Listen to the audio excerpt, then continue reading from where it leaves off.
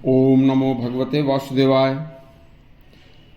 हमारे अति पवित्र गुरु नानक देव जी के पास एक बार 3 युवक उनके शिष्य बनने के उद्देश्य से उनके पास आए।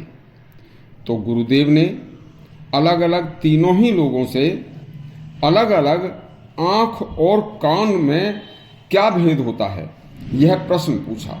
सुनिए, बड़ा ही सुंदर प्रसंग है। गुरु नानक देव सनातन हिंदू संस्कृति के भारी विद्वान थे। उनका सारा समय जीवन का शास्त्रों की पढ़ाई, अध्ययन व सारी दुनिया के मनुष्यों को मानव जीवन का सार गर्भित रहस्य समझाने में ही व्यतीत होता था। उनके शास्त्र ज्ञान व ध्यान की चारों तरफ खुशबू फैली हुई थी। बचपन से ही गुरुदेव नानक आश्चर्यचकित कर देने वाले दिव्य गुणों से ओतप्रोत थे। शास्त्रों के अनुसार सतयुग में राजा अम्बरीश हुए थे। त्रेता में राजा अम्बरीश की आत्मा ने राजा जनक के रूप में जन्म लिया और फिर एक युग द्वापर में स्वर्ग में रहने के बाद उन्होंने कलयुग में पिता कालूराम मेहता के घर में एक हिंदू परिवार में नानक के रूप में जन्म लिया था। कलयुग में मनुष्यों को सही रास्ता दिखाने के उद्देश्य से उन्होंने यह जन्म लिया। उनके ज्ञान की शोहरत सुनकर एक दिन 3 मनुष्य उनके पास शिष्य बनने के उद्देश्य से आए। तो गुरुजी ने उनसे पूछा, भैया क्या बात है? तो उन्होंने अनुनय विनय करके कहा कि हे गुरुदेव, आप हमें अपना शिष्य बना लीजिए। तो उनकी बात सुनकर तीनों से उन्होंने अलग अलग आँख व कान में क्या अंतर है तीनों से अलग अलग पूछा। इस पर पहले मनुष्य ने कहा, महाराज, आँख और कान के बीच में 5 अंगुल का अंतर है। गुरुजी थोड़े मुस्कुराए।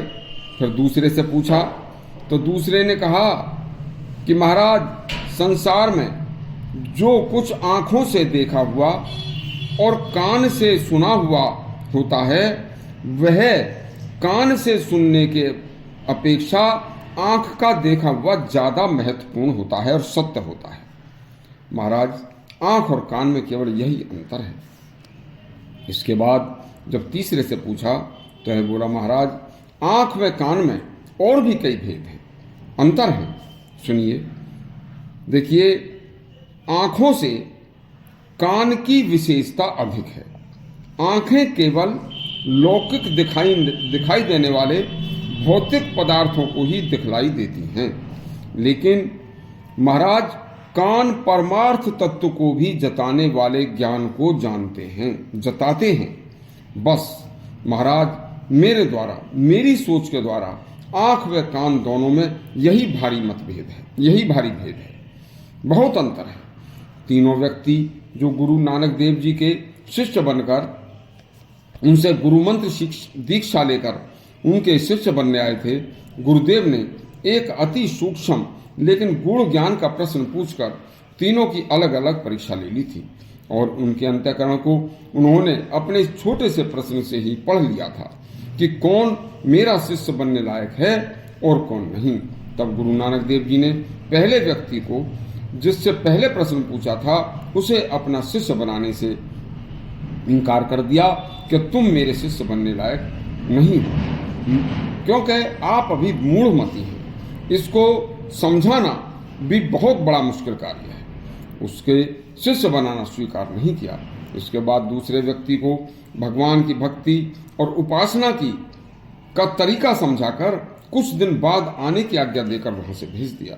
और तीसरे व्यक्ति, जिसने आँख व कान में अंतर बताकर आँखों से कानों को ज्यादा विशेष बताया था, उसे अपना उसी समय शिष्य बनाकर ब्रह्म ज्ञान का सार समझाना शुरू कर दिया था। तो ऐसे थे गुरु नानक देव जी महाराज, जिनकी आत्मा सतयुग में राजा अम्बरीश और त्रेता में राजा जनक के रूप में आई और कलयुग में गुरु नानक देव के रूप में आई थी। उनके उपदेश व मंत्र सतनाम वाहे गुरु को मनुष्यों को समझाकर बुराइयों को दूर किया था। इस तरह के और अनेक ग्रंथों के प्रसंग सुनने के लिए हमारा चैनल सब्सक्राइब करें और घंटी दबाएं। धन्यवाद।